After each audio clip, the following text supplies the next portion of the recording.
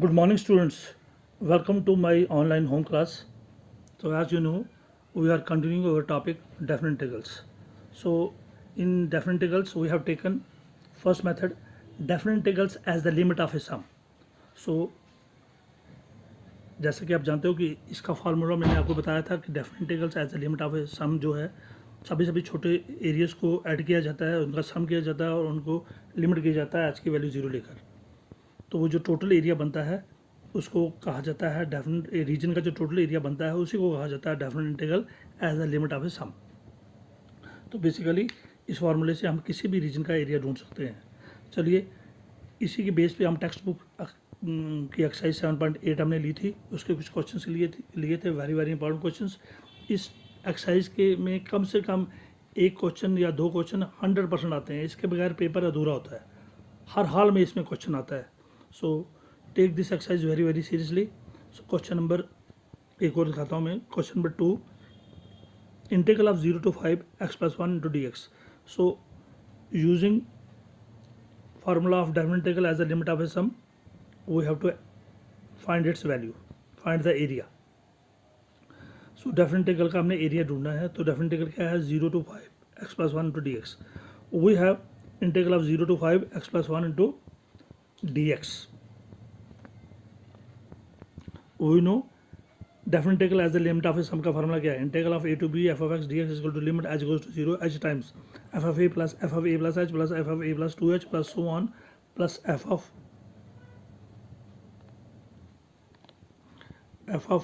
a plus h n minus 1 into h bracket बंद, बड़ा bracket बंद।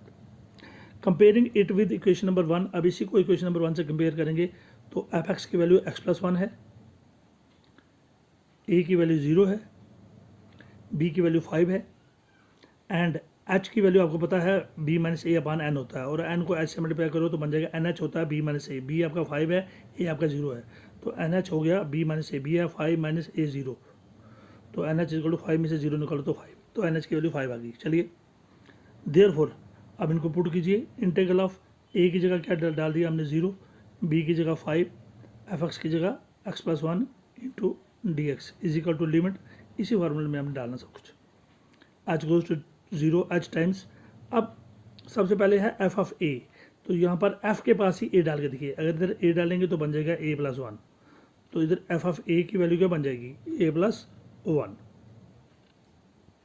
f ऑफ a की वैल्यू बन जाएगी a plus 1। तो चलिए a plus 1, फिर दूसरा है f of a plus h, तो x की जगह a plus h साथ में plus 1, फिर है a plus 2h, तो x की जगह a plus 2h plus 1 plus so on, फिर x की जगह a plus n minus 1 into h, फिर plus 1, a plus n minus 1 into h plus 1। चलिए limit h goes to 0 h times. अब a plus a last तक so on up to a, तो a कहाँ जा रहा है? n टाइम्स, तो जब a n टाइम्स जा रहा है तो a n से मल्टीप्लाई होगा। पहले a सबको सेपरेट किया, तब कहाँ जा रहा है? a so on up to a, तो a कहाँ जा रहा है? n times. अब किसकी बारी आ गई? 1 की, 1 plus 1 plus 1 plus 1, 1 भी जा रहा है n times, 1 plus 1 plus 1 up to n times. अब किसकी बारी है? h2h की, तो h2h का h बाहर निकाल दिया, अंदर क्या रह गया? h बाहर है तो इसका 1 रह गया, इसका h बाहर है तो प्लस 2, सो ऑन, इसका h बाहर है तो इसका n माइनस 1 रहेगा। तो चलिए आगे बढ़ते हैं।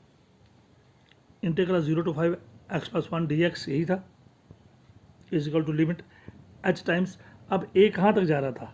n तक, तो a n से मल्टीप्लाई होगा a n, फिर उसके बाद 1 कहाँ तक जा रहा था? 1 तक, यानी कि n टाइम्स, तो 1 भी n, a n तक जा रहा था तो n से मल्टीप्लाई हुआ, 1 भी n तक जा रहा तो 1 भी n से मल्टीप्लाई हुआ, तो a n plus 1n plus h times ये 1 plus 2 plus so on n minus 1 का फार्मूला क्या था? मैंने आपको बताया था कि n 1 plus 2 plus n का फार्मूला क्या होता है? n into n plus 1 up to 2।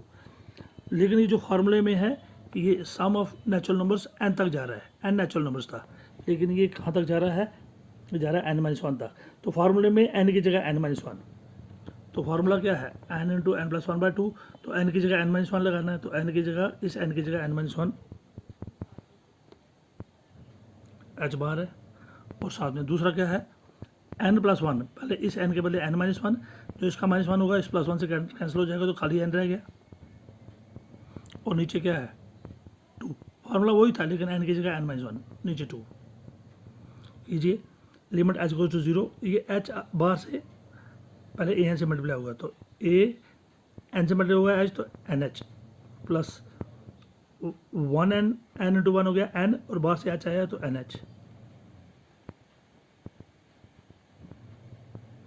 Plus ये जो h है इस n से मल्टीप्लाई हुआ तो NH। अब बाहर वाला h जब अंदर आया तो पहले n minus one by two into n minus one by to, और बाहर वाला h इसके साथ, ये जो h था ये इस n के साथ मल्टीप्लाई हुआ तो NH, और बाहर वाला h आया n minus one by two के साथ। अब आगे क्या हुआ, limit h goes to 0, a इंटू NH plus NH plus NH, और h इससे मल्टीप्लाई हुआ तो ये बन गया NH, h इंटू माइनस वन हो गया माइनस h बाई टू। अब लिमिट NH की वैल्यू डाल देंगे हम, a की वैल्यू और NH की वैल्यू डालेंगे। a की वैल्यू क्या थी हमारी, a हमारा 0 है और NH हमारा 5 है, a की वैल्यू 0, NH हमारा 5 प्लस NH की वैल्यू 5 प्लस NH की वैल्यू 5, NH की value 5 minus h by two. अब लिमिट h की वैल्यू डालेंगे हम, जैसे ही h गोज टू 0 तो लिमिट ख़त्म हो जाएगा। अब h की वैल्यू डालनी है इसलिए लिमिट ख़त्म, तो होगा 0 इंटू 5, 5 को 0 से मल्टीप्लाई करो तो 0 प्लस 5 इंटू 5 माइनस h की वैल्यू क्या डाल दी 0, h की वैल्यू 0 डाल दो तो लिमिट ख़त्म। तो क्या हुआ, 0 प्लस 5 हो गया 5, और 5 माइनस 0 5 ही होता है, 5 5 ज़ा 25 बाई टू, तो इनका एलसीएम आया 2, 2 5 ज़ा 10, 10 प्लस 25 कितना हो गया 35 by two. This is the solution. चलिए एक और क्वेश्चन लेते हैं which is again very very important question, इस पर ध्यान देना आपने, सिर्फ आपको सब्स्टिट्यूशन आनी चाहिए कैसे वैल्यू पुट करनी है। अब इसको, इस इंटीग्रल को भी हमने सॉल्व करना है, एरिया ढूंढना है using the formula definite integral as the limit of a sum. Integral of 1 to 4 x square minus x into D x.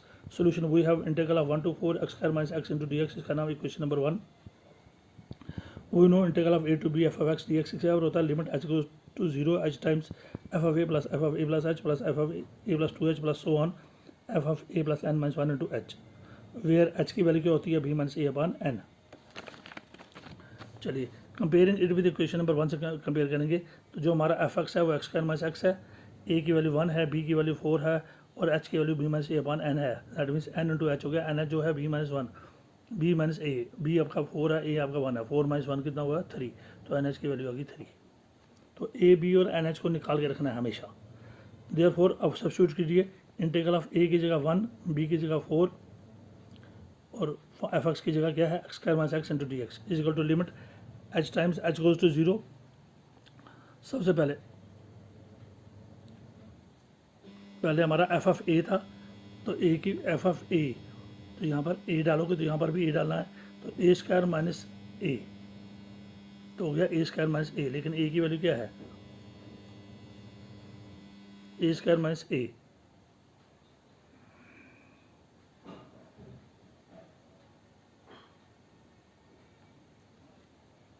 तो ए स्क्वायर माइनस ए ये हो गया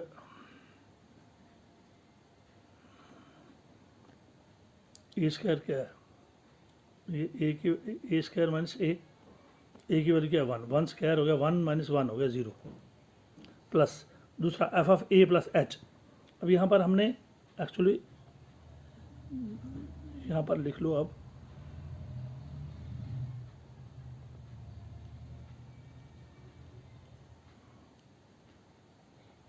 ए स्क्वायर माइनस ए की वैल्यू 1 डाल दो, तो 1 स्क्वायर माइनस 1 हो गया 0।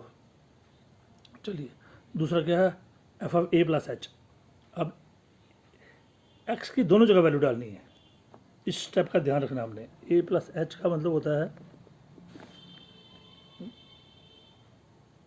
X square. अब इस एक्स के भी ए प्लस एच हो गया, ए प्लस एच का स्क्वायर माइनस इस एक्स का भी ए प्लस एच हो गया, ए प्लस एच का square minus A plus H. तीसरा फिर ए प्लस 2 एच।